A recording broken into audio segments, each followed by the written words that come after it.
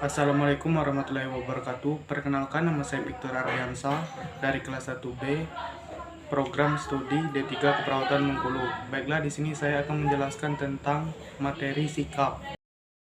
Saya akan menjelaskan tentang materi sikap, dimulai dari definisi, komponen, karakteristik, faktor pembentukan, fungsi, teori pembentukan, atau perubahan. Definisi sikap: 1. Berorientasi pada respon. 2. Berorientasi pada kesiapan respon. 3. Berorientasi pada skema triadik. 1. Definisi yang berorientasi pada respon. Toko Louis Truston, Rencisi Likar, dan Charles Osgood. Sikap adil suatu bentuk atau reaksi perasaan. Perasaan mendukung atau favorable maupun perasaan tidak mendukung atau unfavorable terhadap suatu objek. Berkowitz. 2. Definisi yang berorientasi pada kesiapan respon. Toko, Chef, Bagardus, Lafiere, Mead, dan Alford. Sikap merupakan kesiapan untuk bereaksi terhadap suatu objek dengan cara tertentu.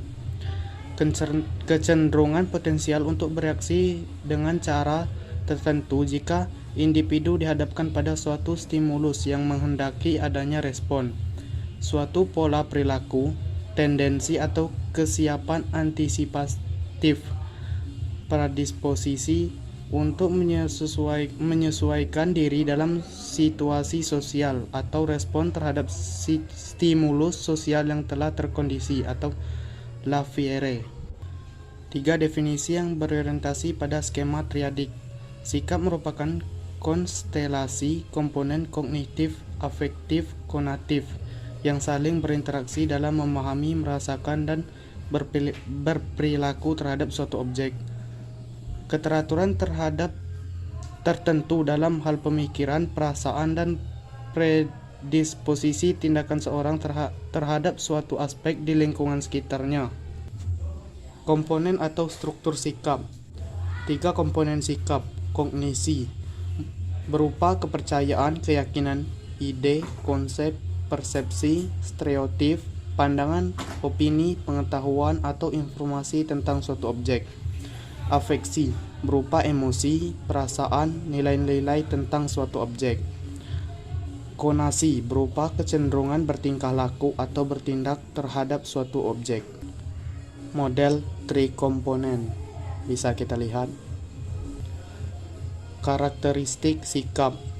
Yang pertama, sikap disimpulkan dari cara-cara individu bertingkah laku. Yang kedua, sikap ditujukan mengarah kepada objek psikologis. Yang ketiga, sikap merupakan sesuatu yang dipelajari. Yang keempat, sikap mempengaruhi perilaku. Brigham 1991. Sikap versus perilaku.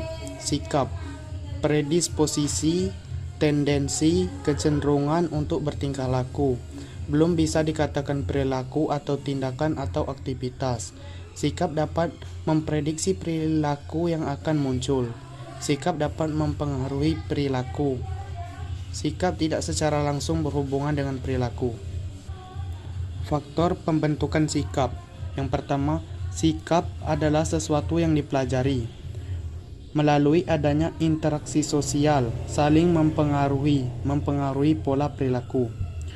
Faktor yang mempengaruhi pembentukan sikap. Yang pertama, pengalaman pribadi, kebudayaan, orang yang dianggap penting, orang tua, keluarga, pacar, sahabat, pemimpin, media massa, institusi, atau lembaga pendidikan dan agama.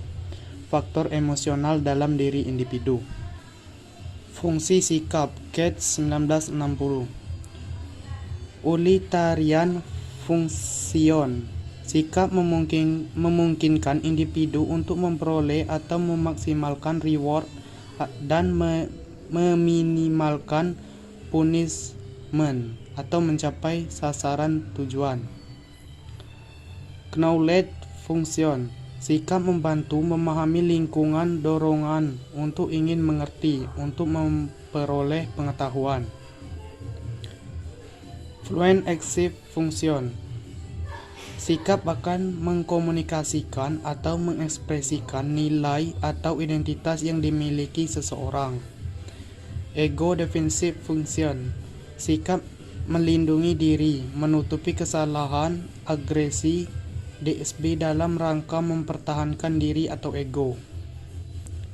Teori-teori pembentukan dan perubahan sikap. Yang pertama, teori keseimbangan. Yang kedua, teori konsistensi kognitif afektif. Yang ketiga, teori ketidaksesuaian. Yang keempat, teori atribusi. Yang pertama, teori keseimbangan. Fritz Heider 1958. Bagaimana sikap kita berkenaan dengan orang lain atau objek yang konsisten. Model teori melibatkan perceiver, orang lain, objek lain, atau seseorang. Ketiga elemen tersebut membentuk satu kesatuan di mana elemen tersebut dapat menghasilkan keseimbangan atau ketidakseimbangan. Keseimbangan, V sependapat dengan O yang disukainya atau V tidak sependapat dengan O yang tidak disukainya. Ketidakseimbangan, V tidak sependapat dengan O yang disukainya atau V sependapat dengan O yang tidak disukainya. Ketidakseimbangan, perubahan untuk mencapai keseimbangan. Teori konsistensi kognitif afektif. Bagaimana seseorang membuat kognitifnya sesuai dengan afektifnya atau sebaliknya.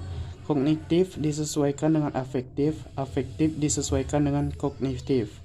Jika terjadi ketidaksesuaian, berusaha mengubah kognitif agar sesuai efektif, berusaha mengubah efektif agar sesuai kognitif.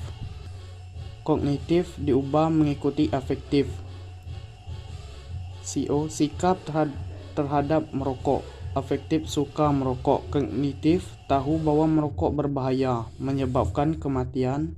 Merokok berguna untuk bersosialisasi dengan lingkungan. Mati itu rahasia ilahi atau takdir. Afektif diubah mengikuti kognitif. CO, sikap terhadap bakso langganan. Kognitif tahu bahwa bakso B ternyata dari daging tikus. Afektif suka bakso B, tidak suka makan bakso B. Teori ketidaksesuaian. Dissonance theory. Sikap akan berubah untuk mempertahankan konsistensinya dengan perilaku nyatanya. Sumber pokok inkonsistensi ada dua, yaitu akibat pengambilan keputusan, akibat perilaku yang bertentangan. Inkonsistensi mengubah sikap agar sesuai perilaku. Contoh, sikap PD si X, tapi berperilaku baik dan akrab. Lama-kelamaan sikap berubah menjadi fals agar tidak dianggap PHP oleh lingkungan sekitar. Teori atribusi, attribution theory. Berbeda dengan ahli pada umumnya, sikap berdasarkan pertimbangan kognitif dan afektif. Teori ini berpendapat sikap bukan berdasarkan peninjauan ke dalam diri, tapi kesimpulan penilaian terhadap perilaku dan persepsi situasi. Perubahan perilaku menunjukkan perubahan sikap. Contoh, perilaku tidak mencontek, dipuji guru, nilai tetap baik. Sikap min pada mencontek, tidak suka mencontek. Terima kasih.